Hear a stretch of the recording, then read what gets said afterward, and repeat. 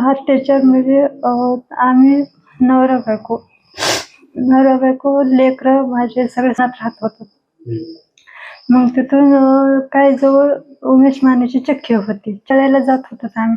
दळण आणायला गेल्यावर मी चक्कीतलं दळण उचलायला आणि ती यायला एकच झालं. त्यांनी दरवाजा लावला, मोबाईल टेबलावर ठेवल्याच्या नंतर मग जबरदस्ती करायला लागला. मग मी आरडाओरडा करून लागले तर मग ते कोणी नव्हतं, त्याच्या घरी काय नव्हतं. मग ते कोणी ऐकलं बी नाही, काहीच नाही. मग ते जास्त आरडाओरडा करायला म्हणून त्यानं तोंड दाबलं माझं. तोंड दाबल्याच्या नंतर मग जबरदस्ती झाली, बलात्कार झाला. तर मग ते दरवाजाच्या बाहेर आल्यावर म्हणलं माझ्या व्हिडिओ आहे, व्हिडिओ जर तू कुणाला सांगशील तर व्हिडिओ मी व्हायरल करेन. मग त्या भीतीपोटी मी कुणाला सांगितलं नाही. आणि मला 2-4 दिवस झाले की आणखीन मला त्या व्हिडिओचे धमकी द्यायला चालू केली. त्याने वारंवार चालू राहिली त्याची धमकी की फोटो व्हायरल करीन आणि तू माझ्या संग असं ना असं कर म्हणून. तक्रार देणार होतो तर मग आम्ही तक्रार देण्याला चाललोच होतो. तर मग त्याच्यात मग उमेश मानेला कळालं की हे तक्रार द्यायला चाललेत म्हणून कळालं. तर मग उमेश मानेने रमेश घुलेली आणि विलास घुलेला फोन केला ते तक्रार द्यायला असं चालू आहेत म्हणून. तर मग रमेश घुले, विलास घुले, ते उमेश माने, ते तिघं सगळेच आले तिथं. मग त्याच्यामुळे तर रमेश घुलेने असं म्हणलं की ते आतापर्यंत जे झाले ते झाले, इथून मुरी होणार नाही, माझी ही खात्री आहे. रमेश घुलेनी त्याच्यावर त्याचे घेतले. जर आणखीन जर तक्रार करायला जातात तर तुमचं काही खरं नाहीये. त्याच्यामुळे आम्ही भीतीपोटी गवसलो. आणि रानात जी राहत होतो तर आम्ही माझ्या मुलं बाळ, आम्ही नवरा बायको 2 जण. ते मग त्या आमच्या मिस्टरला म्हणलं चला घरी चला, म्हणलं आता रानात काही राहायचं नाही म्हणलं. तर मग रानात राहायचं नाही म्हणलं, मग घरी आलो तर आम्ही हे झालो.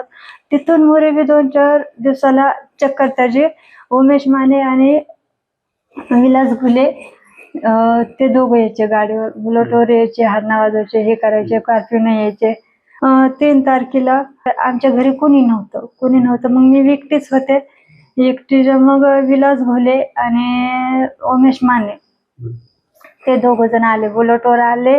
आणि ते विलास घुले जी आहे ते म्हणू लागलं मला की तू जे संपर्क असे साधलेस, ह्याच्यासोबत संबंध ठेवलेस तसे वारंवार ठेवत चल, नसं तुझ्या लेकरा बाळांना, तुझ्या नवऱ्यांचा जीव घेईन.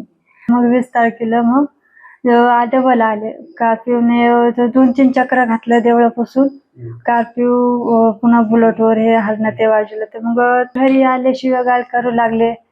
मग आमचे मिस्टर म्हणले जर आता मिटलं होतं तू आणखीन का त्रास दिलास, आमचा सुखी संसार, माझे लेकरं बाळ आम्ही सुखी संसारानं जगत. आम्ही मग ते शिव्यागाळ करून हे करून गेले तिथून. ते मग ते पुन्हा म्हणले तू घराच्या बाहेर निघला तर आम्ही तुला खलास करू.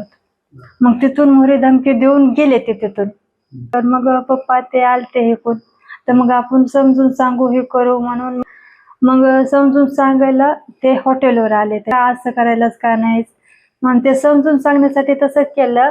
तर मग त्यांनी हाणमार चालू केले. बेरच्या बाटल्या, डेटाचे तुकडे, दगड त्यांनी हाणमार चालू केले. मग ते म्हणले हाणमार अशी का चालू केली, समजून सांगायला आम्ही आलोत म्हणले तुम्हाला का हाणमार करण्यासाठी नाही, अगर कशासाठी नाही आलेलं.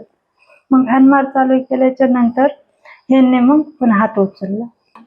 हेच विनंती माझी की तक्रार नोंदवण्यासाठी आम्ही केसला गेलतो, तर केसमध्ये आमची तक्रार घेतलेली नाही. आणखीन आम्ही बीडला बी गेलतो तर तिथं बी आमची तक्रार घेतलेली नाही.